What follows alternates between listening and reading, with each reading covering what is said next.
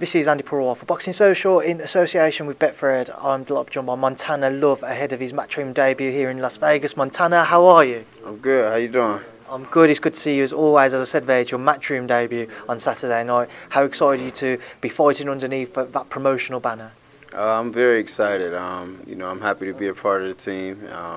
I'm ready to get the fans a show and get Eddie and them a show as well.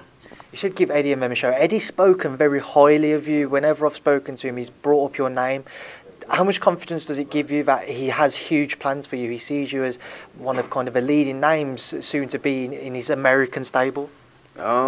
It's a great feeling. You know what I mean? I definitely want to live up to that. And blow past that, and take my team and Eddie, to the next level.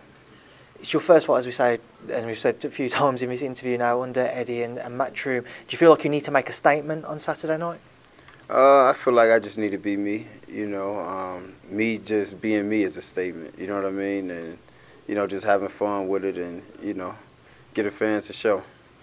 The man in the opposite corner to yourself is Carlos Diaz. Talk to me about him. What do you know about him? I know that he fought Zepeda. He was the first guy, I believe, to put Zepeda down.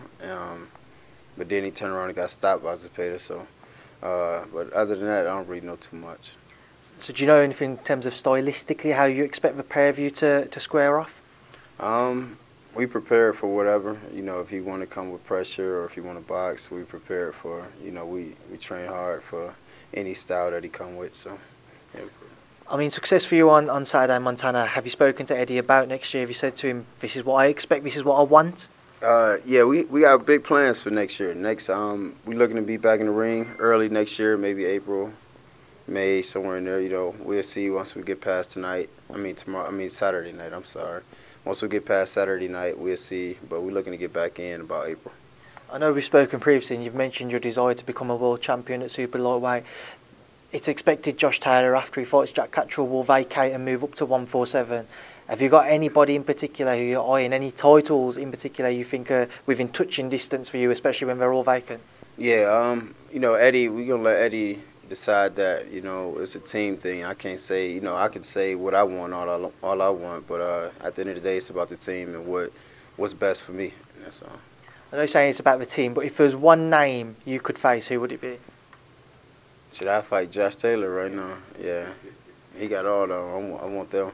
Yeah. Would it mean more? I know the answer to this, but is that what you'd prefer, to face somebody like Josh in a world title fight to be successful in, because it would just mean more as an individual accomplishment? Yeah, it'd mean everything. At the end of the day, he's the undisputed champ right now at that weight class. So for me to take him out, it'd be huge. You know what I mean? That's big.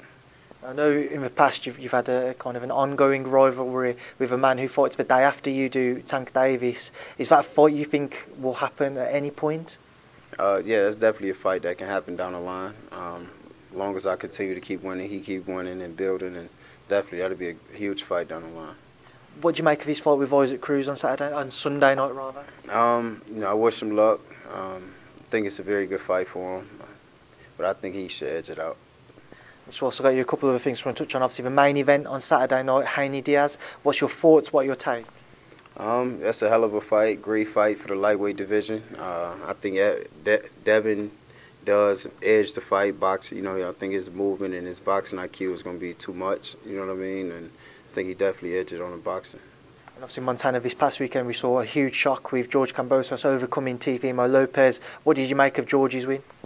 That was huge. He earned it. He worked hard. He did his thing. I'm proud of him.